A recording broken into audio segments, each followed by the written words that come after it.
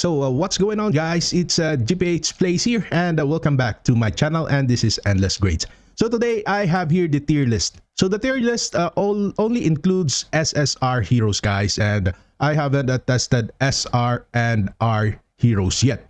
But in my opinion, SSR Heroes are best to use in this game. So anyway, let's proceed. So currently these are the heroes that I use, and if we will check here, I am using here my +7 heroes here, except for this one. Okay, this is +3, and let's have a look to this. So this is Skadi, guys. So if we will check Skadi here, we have here attacks all enemies dealing 132% damage for the first target, and reducing damage to subsequent targets by 10%. Also, it can inflict a 40% chance to freeze priest units for 2 rounds. So most players use priest, and priests are one of the most important or essential heroes to use in this game. So we have also here this talent one that is a crit immune with an attack of +20%. And this Skadi is a mage, guys, only a +3 Skadi, but this Skadi is very decent in PvE, especially in clearing chapters and also in PvP, unless if you have a unlock this talent 5, this Skadi is very devastating. And next we have here Elia, guys. So I already presented this Elia on my previous video, and of course we have here, okay guys, this is one of the best, or the best support hero in the game, Chaos Guitarist. So he's already at +5. So okay guys, let's move to our tier list. So I have here the Google Sheet for our tier list, guys, and as you can see, we have here, okay, at the SSS Plus or SS Plus, we have here the solo guitarist on the support, followed by Lilian. Wow. So these two heroes are very great, or in the top tier. This is based on my experience, guys. And take note that we have here unknown, that is the Demon Wolf and the Sword's Oath. So kindly comment down below who is this, or what is the name of this Demon Wolf and this Sword's Oath. So these two heroes, guys, have a very promising skills. So if we will go back and check that heroes, I have here, okay, at the bottom, okay, so this is the Sword's Oath, in which it deals damage equal to 220% of attack and guaranteed to hit. So there, he cannot miss here. And if the target's HP is higher than its own, there is a 50% chance to stun the target. Or if the HP is lower than its own, it deals additional 120% holy damage. So holy damage meaning it ignores defense and also damage reduction. So that would be 220% plus 120, that would be 340% damage, guys. So if we will check here, we have here a crit rate +18%, and he is also immune to stun. And we have here also the talent 2 normal attack deals 115% damage to the enemy with the lowest HP. Take note, guys, that is the lowest HP. So those lowest HP enemies will instantly die. And he has a healing while healing herself for 80% of attack as HP. Next, we have here also that at the talent 3, when the enemy is defeated, it increases its SP by 50. And also at talent 4, we have here when an enemy is defeated, it increases its own holy damage by 15% for 3 rounds. And last, this is one of the best, that is the holy damage +30% and speed +40. Wow, this is a very decent hero, guys. And next on this Demon Wolf, so we have here the skill, it deals 280% of damage to the target, prioritizing priest, and also causes the target to bleed for 2 rounds. Take note, guys, this is one of the best skill. Take note, that is priest, prioritizing the priest. So this is a priest killer, guys, or a support killer. And also causes the target to bleed for 2 rounds, dealing 60% of attack damage per round. And if the target is a priest, bleed is doubled. So that would be 120%. My goodness. So most of the players use priest, guys. So this is an anti-priest hero. Next, okay, we have here the talent 1. Each normal attack increases self-armor break by 14% for 4 rounds and adds a bleeding effect, and dealing 35% attack damage per round for 4 rounds. Take note that is 35% times 4, guys. And next we have here, okay, the talent 2, attack +25% and armor break +25%. This is a very huge amount, guys. And next we have here damage to all bleeding targets plus 30%. My god, very devastating. But unfortunately, he only attacks one target, and that is the priest, guys. So that is why this is an anti-priest. And next we have here, when an enemy is defeated, it recovers 80% of HP. 80% of attack as HP. My goodness.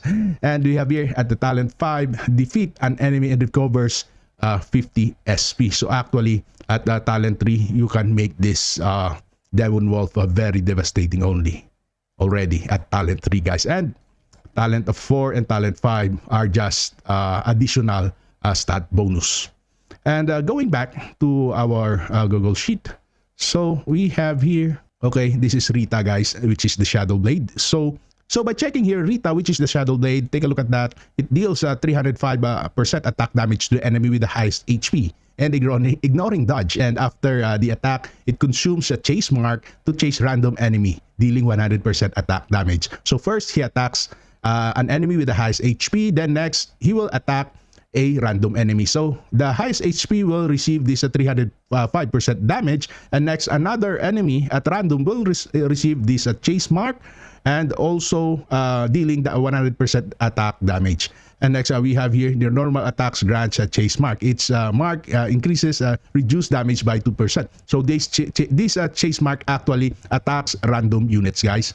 And next we have here critical hits of its own normal attack grants chase mark. So another chase mark. Wow. And next we have here holy damage. So this holy damage ignores defense and also damage reduction and speed plus 40. And we have here, when using this skill, it increases its own crit by 15%. So this is a crit type hero. And last, this is very devastating, guys. The talent 5, in which if you unlock this, take a look at that. The skill transform into ultimate obsidian annihilation. So the meaning of that obsidian annihilation is that it deals 412% attack damage to the enemy with the highest attack, ignoring dodge, and after the skill consumes a chase mark and chase a random enemy, dealing 150% attack damage. My goodness, this is insane. Okay, going back to our Google Sheet, so we have here at the melee, that would be Arthur. So by checking here Arthur, guys, take a look at that. We have here a skill, random attacks a column of enemies, dealing 205% of attack damage, and additionally has a 30% chance to taunt the target for the first attack, and 20% chance to taunt the target on its second attack for 2 rounds. So this is the taunt effect. Ignore control immunity, and that is not stackable. So next, that would be this talent 1, HP and control immune plus 10%. So this is a very huge HP, guys. That is plus 25%. And next we have here, using a skill will increase its own 10% reduced damage for 3 rounds. And next we have your normal attack against one enemy, deal 115% attack damage, and have a 30% chance to taunt the target for 2 rounds. And next we have your using skill will increase its own attack by 20% for 3 rounds. So this is a very huge 20% increase, guys. And finally, this one, when attack, this is the best skill, guys. When attack, there is a 50% chance to deal 60% attack damage to all enemies.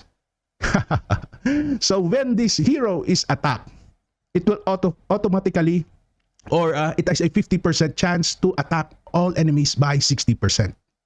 My goodness, take a look at this. So this is a very insane skill, guys. This 50% chance is a very huge. So that is why this hero is quite very dangerous, especially if you are using heroes that attack all enemies. So guys, next we have here Elia, guys. So Elia, I already mentioned this in my previous videos. So anyway, let's check Elia, guys. And okay, Elia is actually a bomb type hero. So it attacks highest HP 3 enemies, dealing 188% of attack damage. And if the target carries an incendiary bomb effect, detonates all incendiary bombs on the target and dealing additional damage equal to the remaining total damage of the incendiary bombs, plus 8% of the target's max HP as holy damage. Take note, this is 8% of the target's max HP, guys, as holy damage. So meaning damage is not affected by reduced damage or armor reduction, and that is capped up to 500% of his own attack. So that is why this is a very devastating hero, because it is based on the HP of the enemy. And take a look at that on this talent 1 effect. Normal attacks randomly targets 2 enemies, applying incendiary bomb to them, dealing 80% of attack damage as a damage per turn for 3 rounds. We have here also HP and armor plus a 20%, and also when its own HP is below 50%, applies incendiary bomb to all enemies and dealing 82% of attack as damage per turn for 3 rounds. My goodness, this is insane. And of course, we have here at the end of the round, apply incendiary bomb to them, dealing 80% of attack as damage per turn for 3 rounds.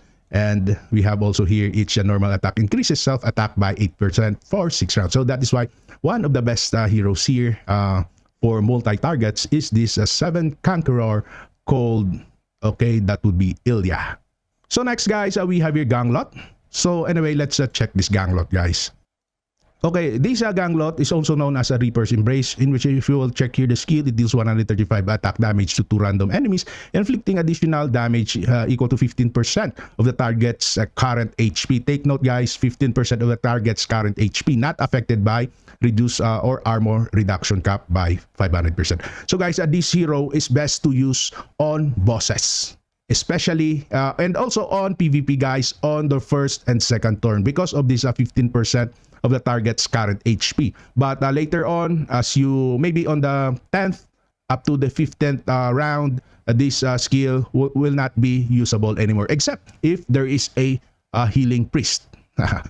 So this is also a very, very devastating skill, guys. And next we have here normal and skill have a 30% chance to disarm the target, and that disarm cannot do normal attacks for 2 rounds. And also we have your HP and attack plus 15%. That is 30% HP and attack is very, very huge already, guys. And we have here with attacking, causing targets HP to drop below 50%. The ability can absorb 50% of the damage taken and can deal additional 100% damage to the target. My goodness. And next we have here the talent 4 for the first of 5 rounds of the battle. At the end of the battle, of the round, increases self-control immune by 8% and reduces damage by 4% and armor break by 8%. So this hero, guys, is quite a tanky. And next, okay, normal attack randomly targets 2 enemies, dealing 110% attack damage. Additionally, increases self-attack by 10% for 5 rounds. Take note, normal attack attacks 2 enemies, guys, 2 target enemies. Nice one. Okay, going back, guys, let's go to this mage. So we already mentioned this Elia, guys, and she is a very, very decent hero. And next, okay, we will proceed this to Jormungand. So this Jormungand, guys, is actually a dragon. Take a look at that, a Midgard serpent. Wow, this hero has a very nice avatar.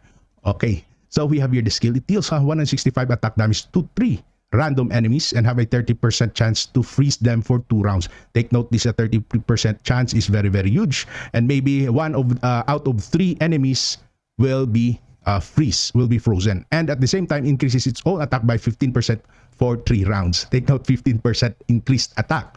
And next we have here attack again plus 20% and damage reduced by 15%.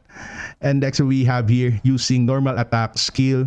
Attack or skill has a 33% chance to trigger multicast. This is a very, very insane skill, guys. That is multicast, dealing 2 times the damage of the target. Okay, multicast cannot trigger on crit hits, but take note, 33% is a very, very huge. Next, we have here also this talent 3. When attack inflicts poison on the target for 3 rounds, dealing additional 60% attack damage each round for 3 rounds. And next, we have your damage to poison targets. Wow, that's plus 25%. So this Midgard serpent, Jormungand, is very, very decent to tandem with Elia. And next we have here, okay, talent 5. When an enemy or an ally is defeated, heals for 10% of max HP and also increases chance to trigger multicast by 3%. Still, there is a multicast, guys. My goodness, I love this hero, guys. Okay, next we have here also Sophia. So guys, let's check this Sophia. So by checking here Sophia, okay, the Glow Priest. Okay, it deals a 205% attack damage to 2 random monster enemies and also additionally inflicts damage equal to 200% of attack to the target.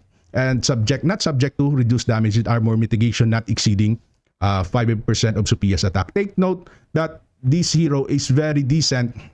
Is only used, in PvE and also in the tower and this is not good to use in PvP. So this is a PvE hero, guys. Take note, PvE heroes. Hero only. Okay. So next, we have here the talent effect, or the talent one, in which HP plus 20% and holy damage plus 20% also. And we have here, when using skills, there is a 30% chance to turn the enemy skill target into top unit of our position lasting for 2 rounds. So he can grab the enemy or the skill of the enemy, making those skills opposed to them. So if the enemy casts a skill, that skill will be used against them. So that is the meaning of this talent 2. And next, we have here at the end of the round, heal maximum HP by 10%. So she has a self-healing. And we have here also normal attack deals 100% damage to the enemy with the highest life. And okay, an additional damage of the 10% to the target's maximum HP. And take note, still we have here not subject to reduced damage or armor mitigation, not exceeding 500% of CPS attack. And okay, at the end of this round, it deals damage to all enemies equal to 100% of their attack. Take note, 100% of their attack. And the subject to not subject to reduced damage or armor mitigation. So this is purely 100% of their attack, guys. So take note, again, this Glow Priest, Sophia, is best to use in PvE and not on PvP.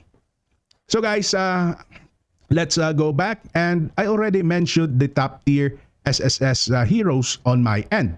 So these S, A, and B, try to check the skills of them. So I already tested most or almost all of them except for these 2 unknown heroes here. So let me know what are the names of this Demon Wolf and also this Sword's Oath.